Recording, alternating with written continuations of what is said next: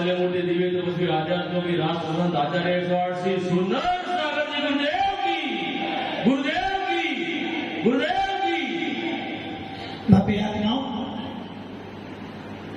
भगवान महावीर और उनकी पावन दिव्य देशना जिसके कान में पड़ जाती है,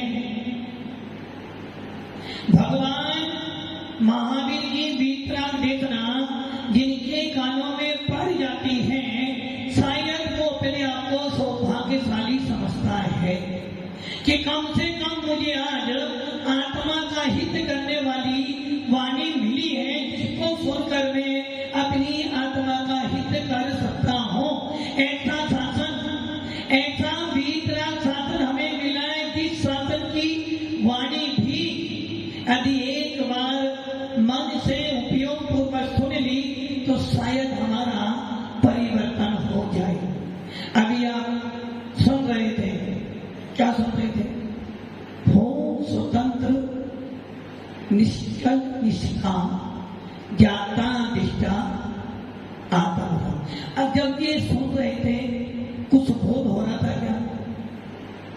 जब आप इन जिनेन्द्र देव के शब्दों को सुन रहे थे, क्या आपके अंदर में कुछ हो रहा था क्या? नहीं हो रहा था।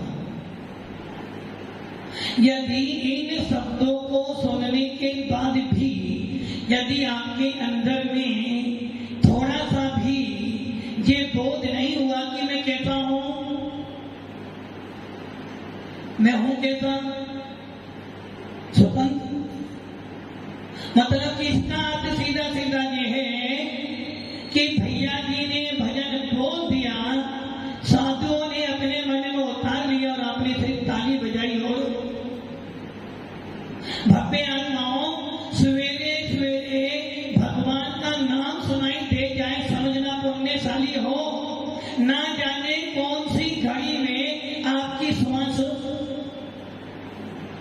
रुक जाए, और यदि आपकी श्वास भगवान का नाम लेते लेते या प्रभु का नाम सुनते सुनते बंद हुई है, तो लोग कहेंगे भैया मरकर अच्छी गति मिली कि सवेरे सवेरे मरने से पहले भगवान का नाम सुना था। और मान लो आपने भगवान का नाम ही ना सुना हो और फिर मृत्यु हो तो क्या कहेंगे लोग? कितना भागा है, जैन को भी मिला किंतु फिर भी नमो का मंत्र भी नहीं सुन पाया। भव्य आत्माओं, इसलिए आचार्य उमा स्वामी भगवत तत्वा सूत्र के दूसरे अध्याय के तीसरे सूत्र में कह रहे हैं, यदि तू भेद विज्ञानी है, यदि तू वास्तव में आत्मा को जानता है, तो ये लाइन समझ लेना, तू कैसा है? ज्ञाता दिष्टा आत्म राम। कैसा है? ज्ञाता दिष्टा आत्मा। ये कौन है? भगवान है या आप हो? भगवान कैसे हैं? जानने और देखने वाले। आप कैसे हो? जानना देखना तो तुम्हारा स्वरूप है, किंतु आपने क्या करा? जाना देखा तो सही, किंतु उसने राग और देश मिला दिया। इसलिए आप अभी तक अपने पहले गुलिस्तान को नहीं छोड़े। उस भजन की पंक्तियां देखो, और वो क्या कह रहा है कबीर? वो भक्त भगवान से कह रहा है, जो मैं हूं वो है भगवान, जो वो है वो मैं हूं भगवान। मेरे में और भगवान में अंतर, मेरे में और भगवान में कोई अंतर है क्या सेठ जी? कोई अंतर नहीं। मतलब कि सातवाड़ा के लोग भगवान को भगवान नहीं बोलते, अपना को भगवान कहते हैं। और यदि यही भजन जो अभी उमंग भैया ने बोला, लोग कह रहे ये भजन कौन सा है? देखो उनका है किनका? जो आत्मा आत्मा कहलाता है। अरे भव्य आत्माओं, मेरे में और भगवान में कोई अंतर है क्या? नहीं है। अस्मिन की अंतर है। क्या अंतर है? अंतर वो कह रहे हैं, प्रभु पतित पावन में अपावन शरण आया। ये बोल रहे ना,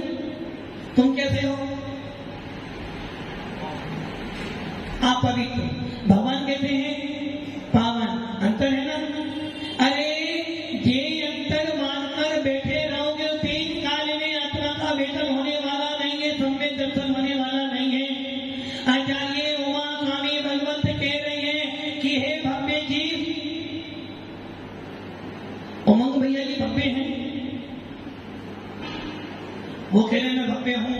क्यों भव्य है? सफेद कपड़े पहने हुए। तो सफेद कपड़े तो सेठ जी नहीं पहने। भव्य हो। गुलिस्तान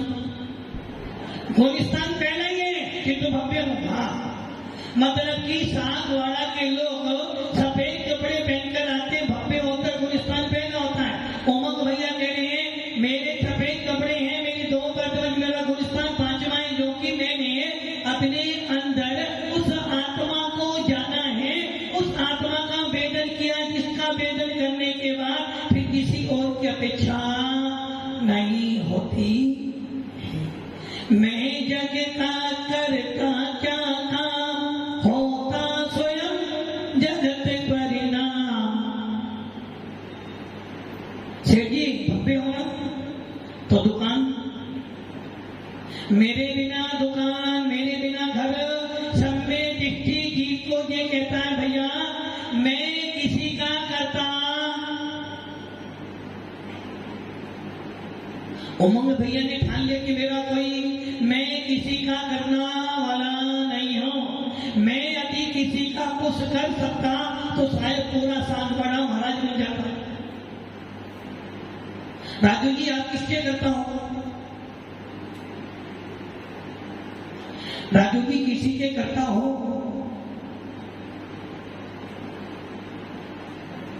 राजू जी किसी के करता हो? किसके? किसके? समाज के करता हो?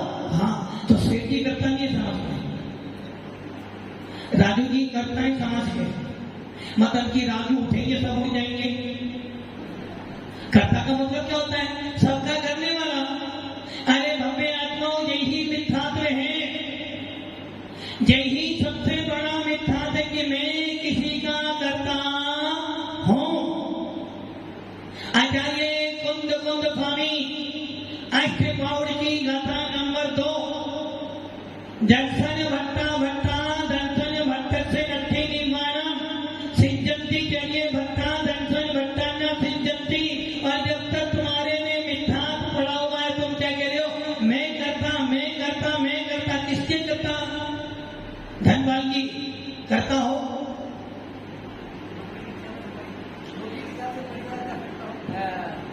परिवार के करता हो? अपने लोक की शिक्षा में भी, मतलब कि आपके टीचरों ने आपको यही पढ़ाया बेटा, पढ़ लिख कर अच्छी नौकरी करना, अच्छी नौकरी करके अच्छा पैसा कमाना और घर में घर वाले ले आना। और जब घर वाली आ जाए तो फिर कहना मैं घर वाले का करता हूं। यही मिथ्यात्व है। सम्यक में और मिथ्यात्व में ज्यादा अंतर। मिथ्या दृष्टि भी घर में रहता है, सम्यक दृष्टि भी घर में रहता है। मिथ्या दृष्टि भी खाता है, सम्यक दृष्टि भी खाता है। मिथ्या दृष्टि भी धन कमाता है और सम्यक दृष्टि भी धन कमाता है।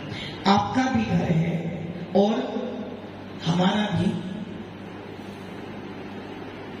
राजू जी आपका घर है, उमंग भैया का घर है। उमंग भैया घर ही नहीं है, बेघर है क्या? बेघर घर है ना। मैंने घर की बात बोली। उमंग भैया आपका घर है? तो तेरा घर है मतलब कि राजू पहले से घर तैयार करा रहे हैं। आप सब मिथ्या दृष्टि का भी घर होता है और सम्यक दृष्टि का भी घर है। घर आपका भी और घर हमारा भी है। आपका घर चूना मिट्टी ऐसी का बना हुआ है, हमारा घर इस आत्मा से बना हुआ है। इसलिए मिथ्या दृष्टि भी घर में रहता है, सम्यक दृष्टि भी घर में रहता है। मिथ्या दृष्टि भी विषय भोगों में। सेठ जी गुलिस्तान तो पहला ही है। मिथ्या दृष्टि भी विषय भोगों में पड़ा हुआ है और सम्यक दृष्टि भी विषय भोगों में। सम्यक दर्शन का अर्थ ये नहीं कि सब कुछ छोड़ दे, कुछ नहीं छोड़ना।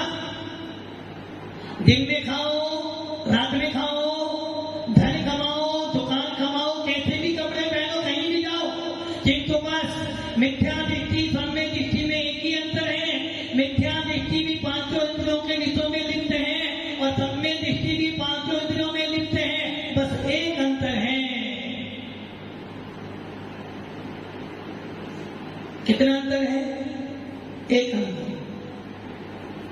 जब 6 ढाला पढ़ते हैं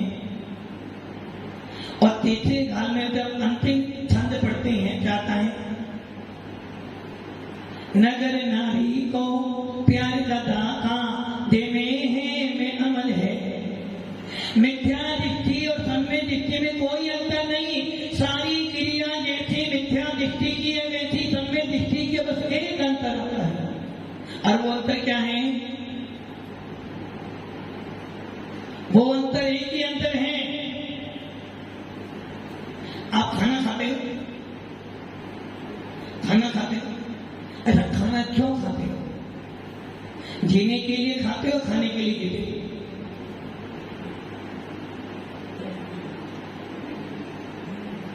खाने के लिए जी रहे हो ना? खाने के लिए जी रहे हो। खाओ तो जियोगे, नहीं तो मर जाओगे। बस सम्य दृष्टि मिथ्या दृष्टि में इतना ही अंतर है। मिथ्या दृष्टि खाने के लिए जीता है और सम्य दृष्टि जीने के लिए खाता है। सम्य दृष्टि पांचों इंद्रियों में लिप्त है और मिथ्या दृष्टि भी, किंतु सम्य दृष्टि कहता है कि मेरा स्वरूप नहीं है। दुकान जाता है, धन कमाता है, बच्चों का पालन पोषण करता है, पत्नी को राजी भी करता है, माता पिता की सेवा भी करता है, किंतु सब कुछ करने के बाद कहता है मैं किसी का स्वामी, मैं किसी का सेठ जी स्वामी हूं, स्वामी नहीं हो। असली के स्वामी है ये, किसके साथ वाला के तो नहीं, पूरे दशापुर छोड़ो 76 गांव के स्वामी तो हैं, और एक स्वामी अपने घर वाले के भी स्वामी है। किंतु मिथ्या दृष्टि जीव क्या कहता है? मेरे बिना कुछ भी होने वाला, मैंने किया, मैंने किया, मैंने किया, मैंने किया, मेरे बिना तो क्या कोई भी काम मेरे बिना नहीं हो सकता। और सम्य दृष्टि की कहता भैया मैं किसी का करता धरता नहीं, सब प्रत्येक जीव का अपना अपना पुण्य पाप है और मैं किसी के पुण्य पाप में शामिल। बस इतना ही काम करना है। आप ये सोचो, आप क्या सोचते हो? मैं दुकान ना जाऊं तो, यदि सेठ जी एक दुकान ना खोले तो दुकान नहीं चलेगी। यदि मैं एक दिन घर में ना जाऊं तो घर नहीं चलेगा। यदि मैं एक दिन खाना ना बनाऊं ना तो क्या हो जाएगा? सब भूखे, सब भूखे रहेंगे। यही गलतफहमी है। तुम नहीं बनाओगे तो बाजार तो है ना, किंतु आपने सोच लिया है मेरे बिना तो, किंतु ये भूल गए मेरे बिना सबका सब काम हो जाएगा, किंतु मेरे बिना मेरी आत्मा का कुछ भी होने वाला नहीं है। किंतु कभी हमने सोचा ही नहीं, जबकि इतना अच्छा भजन बोला जाता हो, स्वतंत्र निश्चल निष्काम जाता दिष्टा आत्म। इन पंक्तियों को सुना तो सही और दूसरे कान से, किंतु ये जरूर सुना कि मेरा घर है, मेरी एक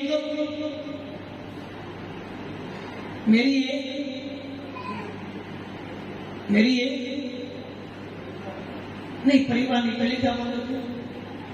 जब देखो तुम्हें होम मिनिस्ट्री याद आएगी, मेरी एक पत्नी भी है, किंतु कभी ये याद नहीं आया कि मैं एक जीव और मेरी एक आत्मा भी है, जिसके अंदर के कोने में एक दीपक जलता है। कभी याद नहीं आया कि मैं आत्मा भी हूँ और इस आत्मा के अंदर मुझे सम्यक दर्शन उत्पन्न करना है।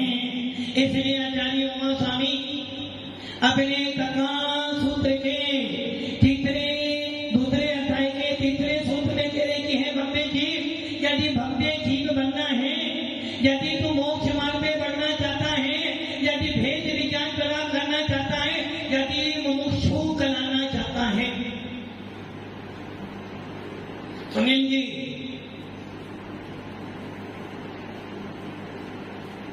मुमुक्षु हो। मुमुक्षु कौन होता है? जो आत्मा आत्मा आत्मा आत्मा बोलता है। आप कौन?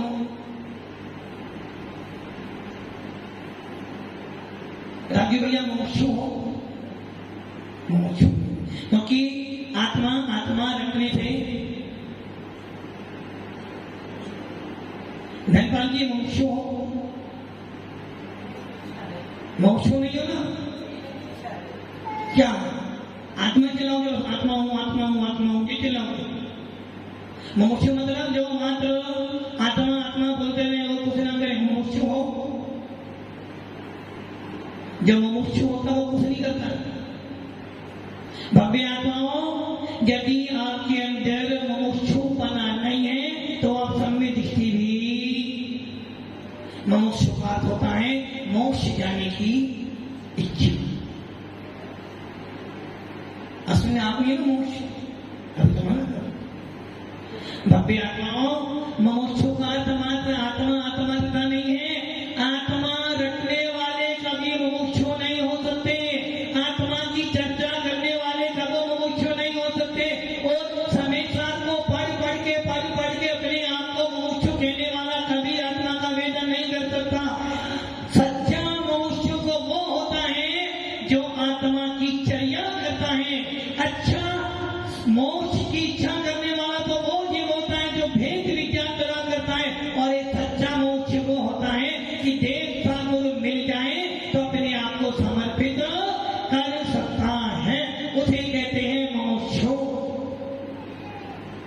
जो मुमुक्षु होता है वो मात्र भावना भरता है। क्या भावना भरता है? कि हे आत्मा बड़े भाग्य से मिला है नर भाव, बड़े भाग्य से मिला है जिनको, और बड़े भाग्य से मिल गई है संतों की संगति, बड़े भाग्य से मिल गई है सच्चे गुरुओं का सानिध्य, और बड़े भाग्य से मिला है मेरे को ज्ञान का अध्ययन करने की पर्याय। यदि मैंने इस पर्याय में, कौन सी पर्याय में? महाराज जी ये पर्याय तो धन कमाने के लिए मिली, हर पर्याय में परिवार का मिलता। ये ध्यान रख लेना, ये पर्याय बीती, ये भव बीता, ये मनुष्य भव गया, फिर पुण्य नहीं मिलने वाला। क्या मनुष्य को तो मिल भी जाए, जैन को मिलने वाला, अब जो मिला है फिर ना मिलेगा। फिर भी कह रहे हो महाराज गोलिस्तान तो अश्विन जी गोलिस्तान। अच्छा वर्तमान में तो पहला ही है, मतलब कि हाथ बड़ा वालों को कितना ही पढ़ाते रहो समझने वाले हैं गोलिस्तान। वर्तमान में तो पहला है, भूत में पहला ही था, भूत में पहला था, वर्तमान में पहला, भविष्य में पहले से ऊपर जाने वाले। इतने सुनने के बाद भी एक उदाहरण आता है। एक बुढ़िया अम्मा सागवाड़ा से निकल रही थी और उसकी टोकरी में कुछ था। उसने ऊपर एक मखमल का कपड़ा ढक दिया और जैसे ही वो जा रही थी तो सोच रही थी कोई मेरे पीछे ना लग जाए। टोकरी बहुत भारी थी। उतने में क्या हुआ, अश्विनी जी ठोके लगे, कोसा कुछ माल दो। सागवाड़ा से कोई व्यक्ति निकले और उसके टोकरे में कुछ माल ना हो ऐसा तो, और पीछे लग गया।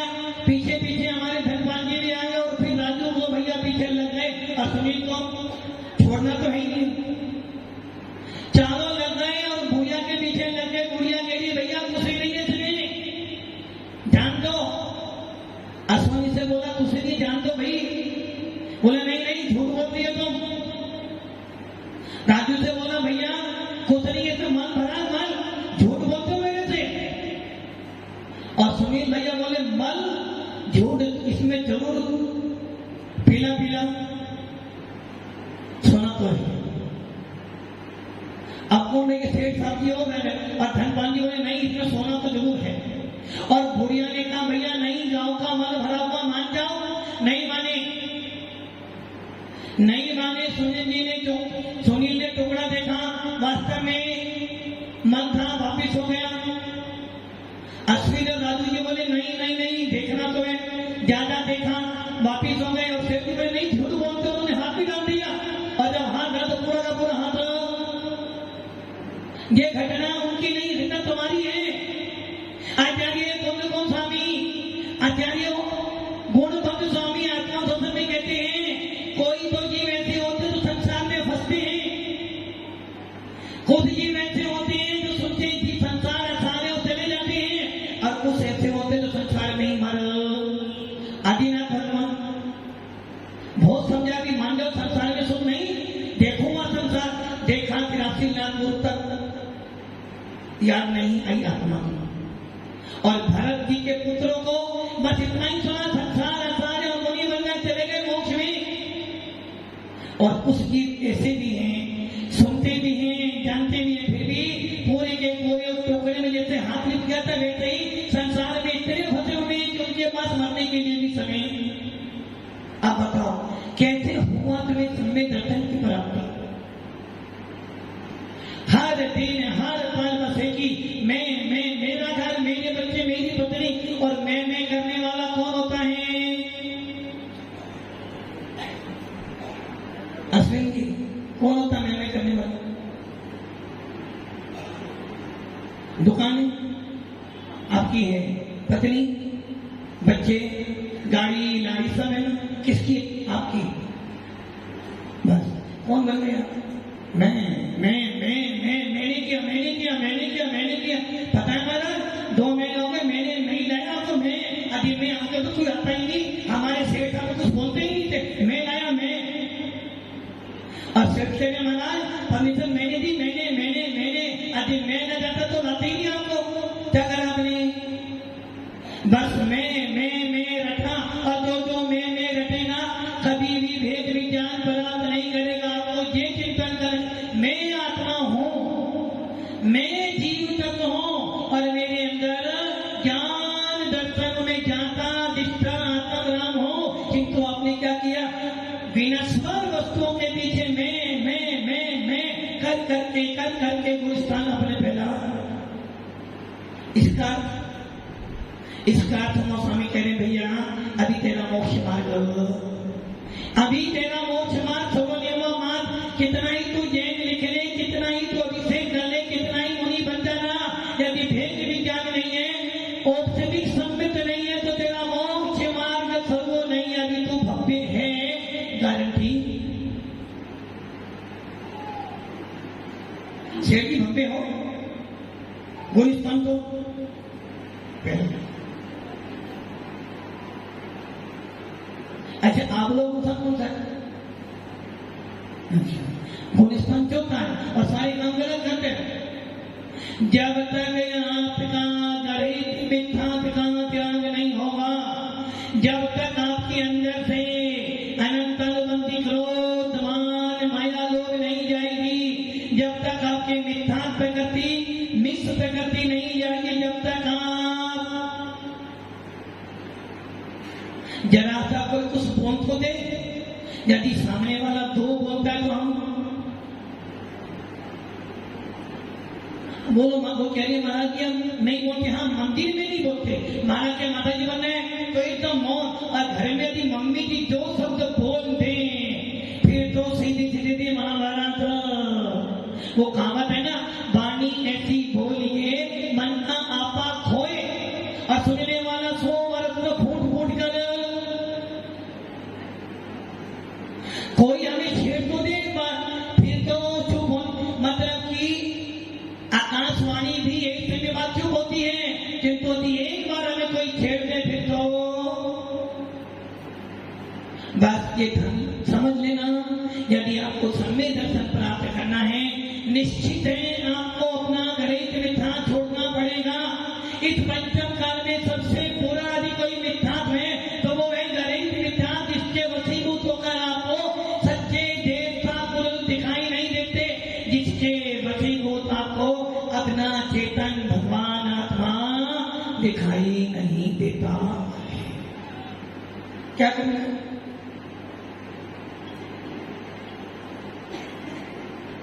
क्या करना?